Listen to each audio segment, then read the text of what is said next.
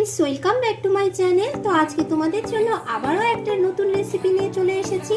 তো এই রেসিপিটা কিন্তু খুব একটা বেশি জিনিস লাগে না, ঘরোয়া পদ্ধতিতে তৈরি করা যায় আর ঘরে যা থাকে সেই মশলাই এর মধ্যে ব্যবহার করছি। তো চলো দেখে নাও আজকে রেসিপিটা আমি কিভাবে তৈরি করছি আর কি কি উপকরণ দিয়ে তৈরি করছি।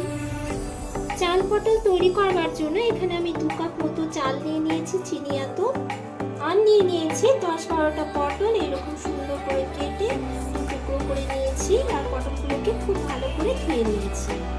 এখানে একটা কড়াই বসিয়ে নিয়েছি আর কড়াই দিয়ে দিয়েছি সরষের তেল আর সরষের তেলটা একটু ভালো করে গরম করে নিয়েছি যাতে পটলগুলো না আটকায়। এবারে দিয়ে দেব টুকরো করে কেটে রাখা পটলগুলো।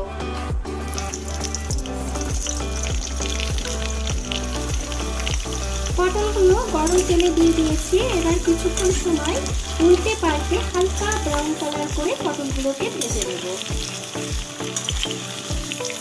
তো দেখো পটলগুলো কিন্তু আমি ভালো করে ভেজে নিয়েছি। তো খুব বেশি ভাজার প্রয়োজন নেই, আমি হালকা ভেজে নিয়েছি আর হালকা হালকা ব্রাউন কালার চলে এসেছে। এবার পটলগুলোকে এক এক করে সব তুলে নেব একটা পাত্রে। পটল ভাজার ওই তেলের মধ্যে দিয়ে দিচ্ছি একটু ফোড়ন, একটা তেজপাতা 4 ভাগ করে নিয়েছি আর দিয়ে দিচ্ছি 3টা এলাচ আর দিয়ে দিচ্ছি একটা শুকনো লঙ্কা। এবারে এই সব ফোড়নগুলো একটু গরম তেলে হালকা করে ভেজে নেব আর এটা থেকে খুব সুন্দর একটা স্মেল বেরোবে। তো সেই জন্য অল্প করে একটু ভেজে নিচ্ছি গরম তেলে। তো এই ফোড়নটা থেকে হালকা সুন্দর একটা স্মেল বেরোচ্ছে। এবারে এই অবস্থায় দিয়ে দিচ্ছি চাল।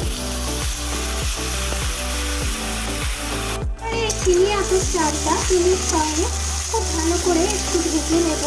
তো বেশি ভাজার দরকার নেই, হালকা ব্রাউন কালার করে একটু ভেজে নিলেই হবে। তো কিছুক্ষণ সময় এবার আমি চালটাকে ভালো করে ভেজে নেব। তো দেখো চালটা কিন্তু একদম ব্রাউন কালার হয়ে এসেছে, হালকা হালকা ব্রাউন কালার হয়ে এসেছে। আর এই চাল ভাজার সময় তোমাদেরকে একটা টিপস ফলো করবে, সেটা হচ্ছে গ্যাসের ফ্লেমটা লো টু মিডিয়াম রাখবে আর চালটা ভাজার সময় কিন্তু সব সময় হাতটাকে নাড়াতে হবে, ঠিক আছে?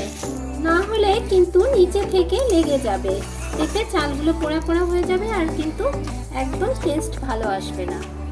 তো চালটা আমার ভাজা হয়ে গেছে। এবারে 1 টিস্পুন এখানে আদা বাটা দিয়ে দিচ্ছি আর এই আদা বাটাটাকে এবারে চালের সঙ্গে ভালো করে মিশিয়ে কিছুক্ষণ সময়, খুব বেশি না অল্প সময় ভেজে নেব। তো এবারে কিছু গুঁড়ো মশলা অ্যাড করছি। এখানে 1 টিস্পুন হলুদ গুঁড়ো ব্যবহার করছি, দিয়ে দেব স্বাদ মতো লবণ। এখানে আমি 2 টিস্পুন লবণ গুঁড়ো ইউজ করছি। দিয়ে দেব 1 টিস্পুন জিরে গুঁড়ো, দিয়ে দেব 1 টিস্পুন ধনে গুঁড়ো আর দিয়ে দেব 1 টিস্পুন লঙ্কার গুঁড়ো। তো এই সব মশলার উপকরণগুলো একটু চালের সঙ্গে মিশিয়ে সামান্য অল্প সময় একটু ভেজে নেব। পুরো মশলাগুলো চালের সঙ্গে সামান্য সময় ভেজে নিয়েছি। এবার মশলাটাকে আর চালটাকে সামান্য একটু জল দিয়ে কষিয়ে নিচ্ছি।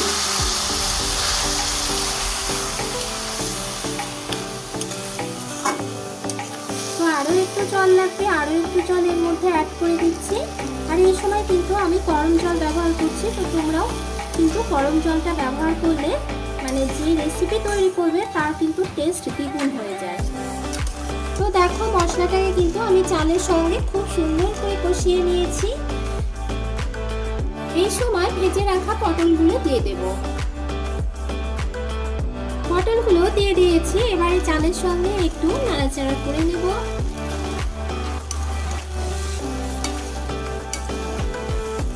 চালের সঙ্গে পটলটা কিছুক্ষণ সময় একটু নাড়াচাড়া করে নিয়েছি। এবারে এর মধ্যে অ্যাড করছি গরম জল। এখানে আমি 4 কাপ জল ইউজ করছি চাল অনুযায়ী। তো তোমরাও কিন্তু চালের পরিমাপ অনুযায়ী জলটা ইউজ করবে।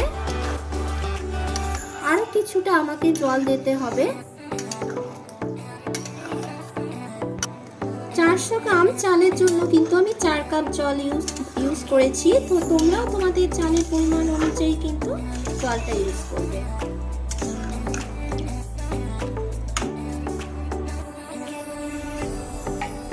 এবারে ঢাকা দিয়ে আমি 5 মিনিট রান্না করে নেব। চাল আর পটলটা যাতে ভালো মতো সুসিদ্ধ হয়। 5 মিনিট পরে ফিরে এলাম। তো এবারে এর মধ্যে অ্যাড করছি বেটে রাখা গরম মশলা। এখানে দারচিনি আর এলাচ বেটে রেখেছি। তো এই দারচিনি আর এলাচ বেটে রাখা মশলাটা ইউজ করলে কিন্তু স্বাদটা দ্বিগুণ বেড়ে যায়। তো তোমরা কিন্তু পুরো যে গরম মশলাটা পাওয়া যায় সেটাও ব্যবহার করতে পারো, কিন্তু এতে বেটে রাখা গরম মশলা যেটা ফল সেইটা যদি বেটে রেখে এইভাবে তৈরি করা যায় তাহলে কিন্তু খেতে কিন্তু দারুণ স্বাদের হয় আর ভীষণ মানে কি বলবো টেস্টি হয়। তো দেখো এগুলো সব এবার আমি মিশিয়ে নিচ্ছি গরম মশলার সঙ্গে পটল, চাল আর সব অন্যান্য উপকরণগুলো। এই সময় দিয়ে দিচ্ছি সামান্য একটু চিনি স্বাদ বাড়ানোর জন্য। চিনি দিলে কিন্তু টেস্টটা খুব সুন্দর আসে। এবারে এর মধ্যে অ্যাড করছি 1 চামচ মতো দেশি ঘি। খেতে কিন্তু আরো মজাদার হয়ে উঠবে, তার জন্য এখানে আমি ঘিটা ইউজ করছি। তো চাইলে তোমরা ঘি ইউজ করতে পারো, নাও করতে পারো। এখানে আমি আরো 1 চামচ দিয়ে দিলাম, কিন্তু ঘিটা দিলে টেস্টটা আরো বেড়ে যাবে। তো এবারে সব উপকরণগুলো আমার দেওয়া হয়ে গেছে। এবারে সব উপকরণ একসঙ্গে ভালো করে মিশিয়ে নিচ্ছি। ঘি, চিনি এগুলো ভালো করে মিশিয়ে নিলে পরে কিন্তু খেতে কিন্তু দারুণ মজার তৈরি হয়ে যাবে। তো দেখো আমার চাল পটলটা একদম রেডি হয়ে গেছে। এবারে এটাকে নামিয়ে নেব আর একটু হালকা ঠান্ডা করে নেব, করে সার্ভ করে দেব। তো ফ্রেন্ডস ফাইনালি তৈরি করে ফেললাম চাল পটল। এটা কিন্তু নিরামিষ দিনে খেতে অসম্ভব সুন্দর লাগে। আর রোজ দিন একঘেয়েমি কিন্তু ভাত খেতে দুপুরে ভালো লাগে না। তো তোমরা অবশ্যই বাড়ির অল্প উপকরণ দিয়ে এই চাল পটল তৈরি হয়ে যায়, বেশি কোনো কিছুই লাগে না। তো এটা তৈরি করে ফেলো, আশা করছি ভীষণ ভালো লাগবে। আর ভালো লাগলে লাইক, কমেন্ট, শেয়ার করতে ভুলো না। আমার চ্যানেলে নতুন দর্শক বন্ধু হয়ে থাকলে অবশ্যই আমার চ্যানেলটিকে সাবস্ক্রাইব